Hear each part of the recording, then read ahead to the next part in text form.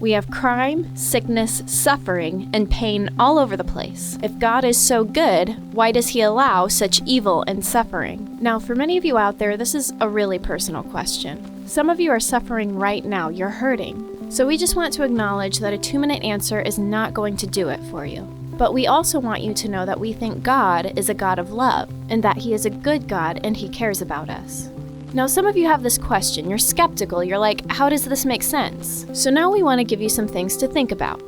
So God is good and God is loving, and that's why he gave us human beings free will. See, God is interested in human beings, not robots. Robots don't have free will. Therefore, if you don't have free will, you can't love someone. You can't do what is good because what is good has to be chosen freely. So God, in his goodness, gave us free will. And out of that free will, we have chosen what is evil. So free will has allowed evil to come into this world. Some of you may be asking, if we do have free will and God is all-powerful, couldn't he stop us from doing bad things? Interesting question. Can God do anything because he's all-powerful? Well, can God create a married bachelor? Can God create a square circle? Can God sin? No, God can't do things that are not consistent with his nature or with logic. So, can God create a human being who is free but can only do that which is good? Of course not. That's a logical impossibility. If we are genuinely free, then we also have the ability to do that which is bad.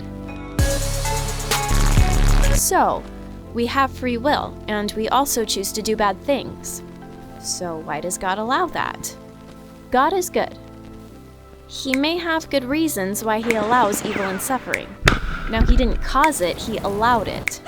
Why would he do such a thing? Because he knows what's best. Think about it. Parents take their kids to the doctor to get shots, and they undergo pain. Now, do they do that because they're bad parents? Of course not. They do that because they have better reasons. They're willing to allow them some pain and suffering for a little bit because they know there are greater goods.